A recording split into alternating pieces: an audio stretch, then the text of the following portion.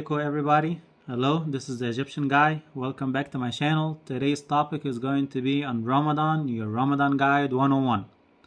Alright, so let's get straight to it. What exactly is Ramadan? Ramadan is the name of the ninth month in the Islamic calendar. It is also the month in which the noble Quran was revealed to Prophet Muhammad sallallahu alaihi wasallam from Allah subhanahu wa ta'ala. And it is also the month in which all Muslims around the whole world have to fast. Okay, so it is obligatory upon every sane adult Muslim to fast this month. Okay guys, the next question is, what exactly does fasting mean? Fasting means to abstain from having any food or water from sunrise all the way till sunset. So that means you cannot eat from when the sun rises all the way till the sun sets. After that you can eat again. But it is not limited to such food and water. You are also to abstain from any bad habits and sins, such as smoking, drinking, or drinking alcohol. Well, you're not supposed to drink either way, during Ramadan or not Ramadan. Swearing or foul talk, backbiting, backtalking, gossiping, fighting, arguing, being disrespectful, being cruel, being selfish, and also abstaining from sexual activities with your spouse from sunrise all the way till the sun sets. You can have no sexual activities or nothing, right? So it's not just about food and water. Also no sexual activities, and also refraining from any bad habits or sins. Okay guys, the next question is, who is exempt from fasting? Well, to answer this question, it can be summarized into three. The first one is the person that is ill or sick until he becomes well. The next person is the person that is sleeping until he wakes up. Then he is conscious and he knows or he is aware of what he's doing and what his actions are. And then it is obligatory upon him to start his fast again. And the next person is the insane until he becomes sane, and then he is aware of his actions again. So three people. First one is the person that is ill or sick until he becomes well. The next one is the person that is sleeping until he wakes up. And the last person is the person that is insane until he becomes sane. Now, from a more broad term or broad spectrum, you're also exempt to fast if you are traveling. You have the license to break your fast and make up that day another day. Also, women that are menstruating, if you have severe illness or you are chronically ill, that includes diabetes. If you must take medications, then you are also exempt from fasting. Also, women that are pregnant are exempt from fasting, and women that are breastfeeding, they can also be exempt from fasting. Now, the next two questions, they go hand in hand. When does my fast start and when does my fast end? Well, your fast starts before the sun rises, okay, so at dawn, and your fast ends when the sun sets. So during that time from sunrise to sunset, you can't eat or drink anything.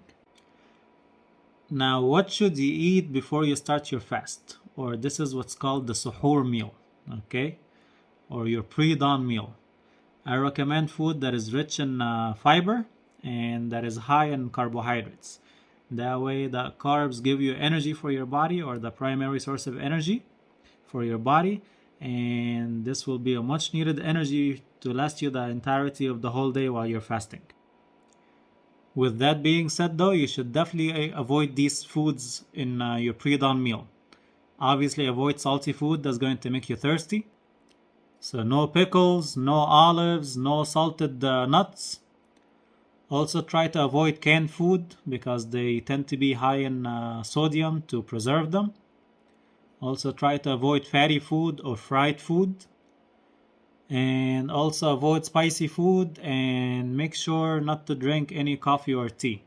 You can, but I don't recommend it because coffee and tea are natural diuretics, which will make you use the bathroom and in return lose your water intake, and in return it will make you more thirsty. And you don't want that while you're fasting, since you can't have any water. Now, which food should you eat to break your fast with?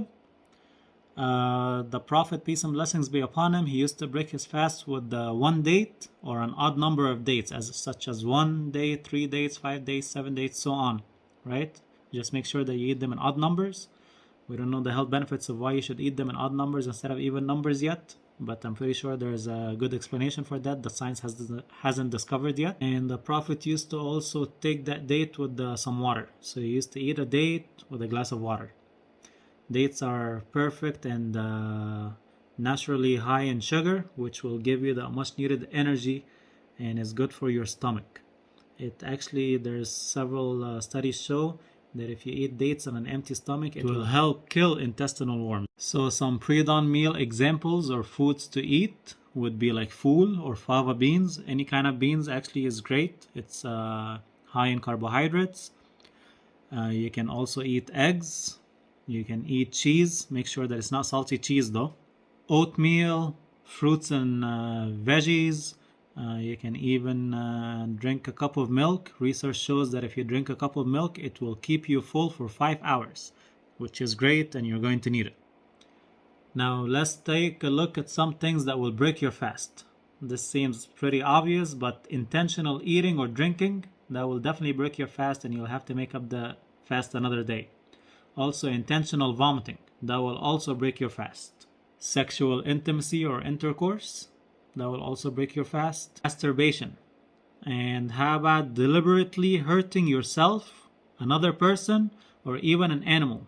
That will also break your fast. Now, if you plan or deliberately plan or intend to break your fast, that will also break your fast. Let me repeat that. Planning or intending to deliberately not fast, that will break your fast. Vitamin injections will break your fast. Smoking or chewing tobacco, that will also break your fast. Chewing gum will break your fast. If you chew on a straw, a pencil, or even on your finger, you put it and you suck on it, that will break your fast. You're not supposed to put anything in your mouth.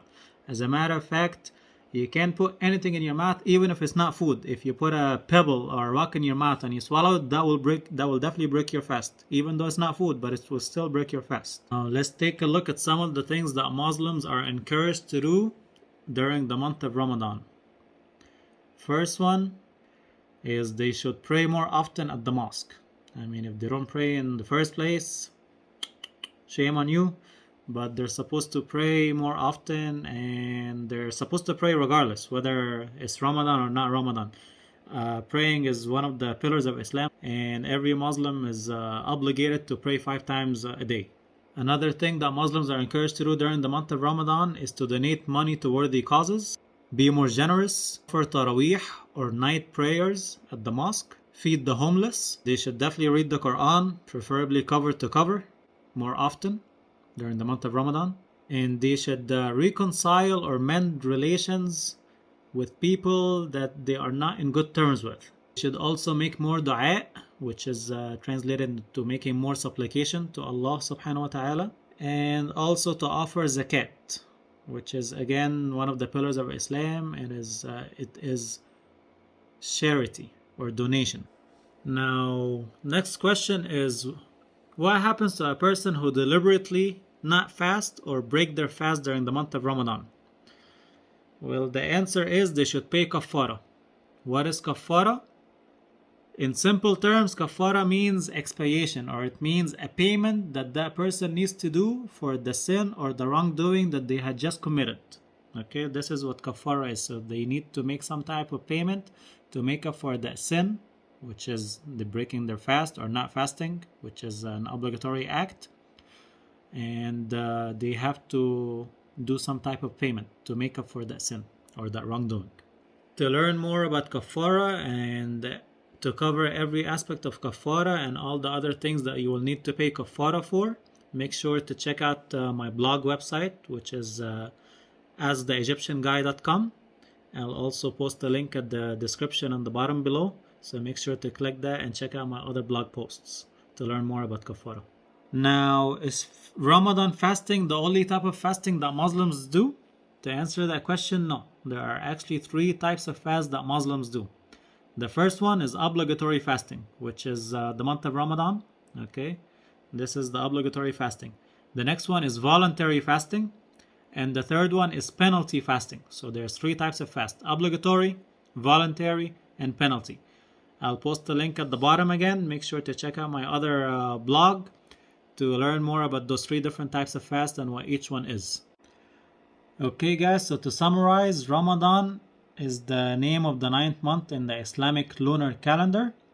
It is the month in which the Holy Quran, which was revealed to Prophet Muhammad, peace and blessings be upon him, from Allah subhanahu wa ta'ala. It is one of the 5 pillars of Islam, and it is also obligatory upon every sane adult Muslim to fast during the month of Ramadan. Okay, so this is what Ramadan is. I hope I've answered all your questions. If you do have any further questions, please don't hesitate to ask me or leave a comment below. I'll get to you as soon as I can. And don't forget to subscribe if you find this helpful. And if you have any other questions or any other topics that you'd like me to talk about, please also mention that as well. And don't forget to check my blog website, which is asktheegyptianguy.com. I'll leave a link in the description box below. Thank you guys, and assalamu alaikum.